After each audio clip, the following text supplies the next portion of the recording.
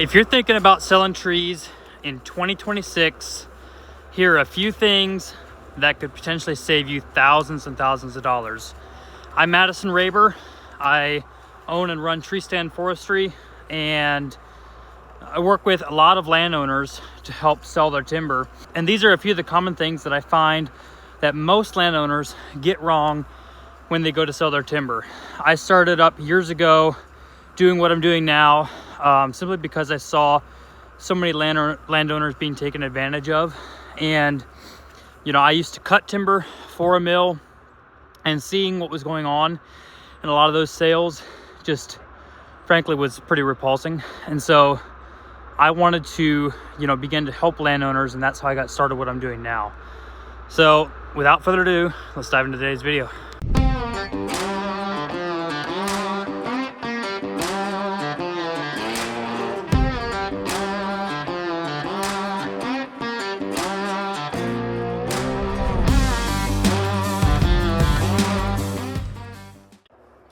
So high level, a few of the mistakes that I see landowners make are: one, they make rush decisions. They don't figure out truly what they want out of the harvest. Two, they go with the first offer they receive. Three, they don't think about the taxes that can result from a timber sale. And four, they don't have a good timber contract. So let's deep dive into each one of these different scenarios and these different mistakes that I see landowners make. And hopefully, if you sell timber in 2026, you can walk away with a game plan for avoiding most of these mistakes. Number one, like I said, is making a rushed decision or not knowing truly what their goals are for the harvest. And the reason this can be such a huge detriment to the sale of your timber is,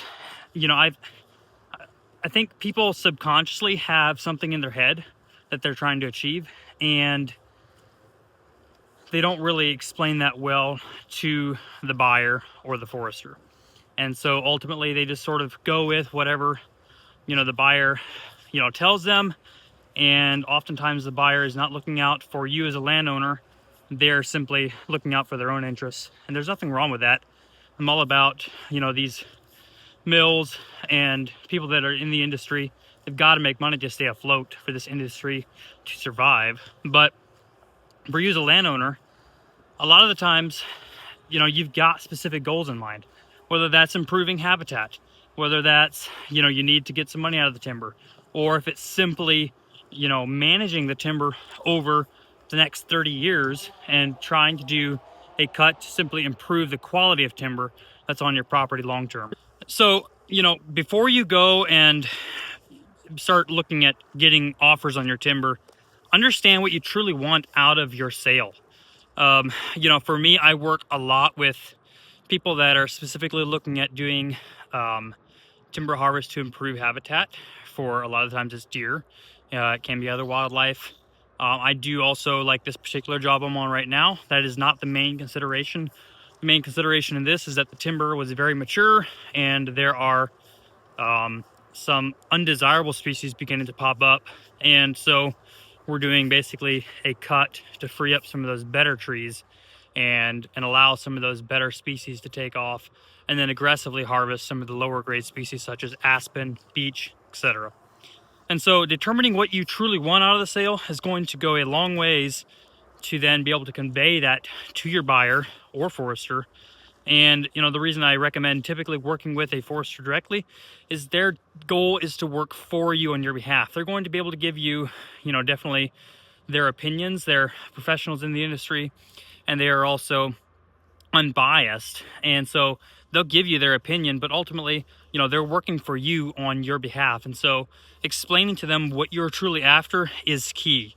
I so often find people, hey, we need to get some money out of this timber, we're in a pinch. And a buyer might hear that and go in and mark as many trees as possible, when in reality you could say, hey, I actually need X amount of dollars, and what's the most that we can do the woods here to maximize the profits without hurting the woods long term, and not just high grading it whether that's maybe taking more low-grade species, not as many of the higher-end stuff, and having a healthier woods long-term. Some of those things should be discussed prior to doing a sale. So number two, once you've kind of actually figured out a goal for your harvest, another mistake that I've seen a lot of people make, and people I think at least locally to me are getting better at this, but so many people for so many years just went and the first offer that they received, yeah, that sounds good, and they signed the contract and the timber sold. That is a terrible, terrible way to sell timber.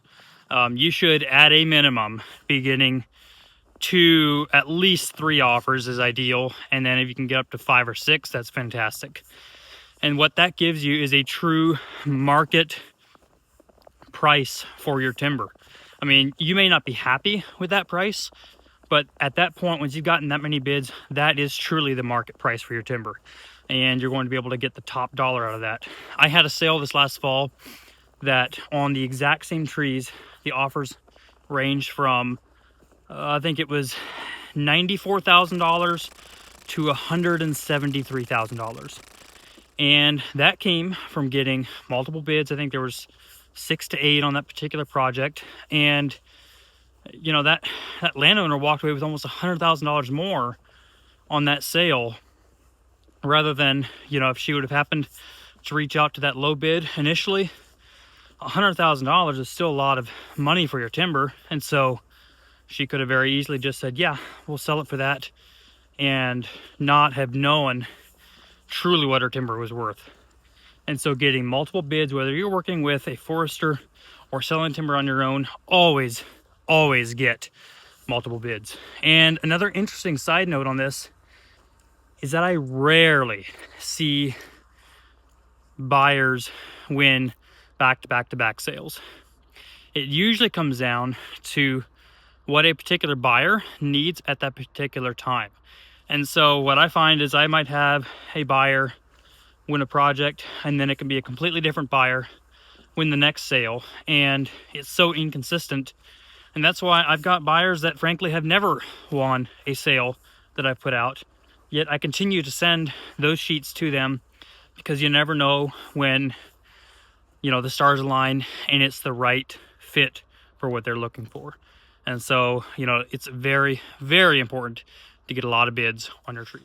The third thing that I see so many people make a mistake on is the tax implications of a timber sale. For one, people don't understand the tax implications. They don't understand that there are ways to get around some of those things perfectly legally, and you don't have to do some kind of shady deal under the table to get a lot of this done. I've been in the industry as long as I have, I've had people request, hey, can I get, paid all cash for this and under the table and just X amount of dollars per year, that type of stuff. And there's really no need in most scenarios to do that. So many of my clients have owned their property for under 5 years. And in that scenario, you can get what's called a timber tax basis. Now, I'm not going to go into crazy in-depth on this particular video into what a timber tax basis is, other than high level. It is simply separating out at the time of purchase your purchase price of the timber and purchase price of the land. When you buy property, you're buying 2 capital assets, timber and land. And by separating those 2 out, we can create a basis for your timber, and you can deplete that entire basis without triggering a gain. And so, you can get a timber tax basis done very cheaply compared to what you're going to save on those taxes. And, it's a perfectly legal way to avoid paying your taxes for a time. Basically, you're deferring them to the sale of the property. And then most people utilize a 1031 exchange to, again, defer those taxes until a later date. Or if they die prior to, selling that land, they'll never have to pay those taxes. And last but not least, number 4 is not having a good timber contract. I think this is more rare now than it was back in the day, but doing simply a handshake deal on selling your timber is an awful mistake. You've got to have a good contract going over the entire terms of the sale, including reclamation, clarity on what trees are being harvested, And, you know, something I still see a lot is, you know, people will say, well, I got an offer on my timber and, you know, we sold it for this. And I asked them, so how is it being cut? And they don't know. And there's not clear language on what trees are being harvested. And sometimes, frankly, it's not even something landowners ask, which is awful. I mean, that's something that has to be clear up front. And as a side note, I recommend getting all your trees marked prior to harvest, unless it's on an absolute giant scale project. But, you know, most scenarios here in Ohio, we're selling on a 50 to 100 acres. And, you know, in that scenario, definitely get all your trees marked. So, you know, that's just another thing that you've got to be aware of, is getting a good contract in place, signed by both parties, and that you are fully aware of what is happening in that sale and that you know what you're getting yourself into. So I hope you guys learned something in this video. Hope you enjoyed it. If you want to reach out to me, you can find me at treestandforestry.com. I've got a contact me form. In that form, you know, if you're looking for a timber tax basis or a sale, whatever, if you're in Ohio, reach out to me and I'll get right back to you. Thanks for watching. See you guys in the next one.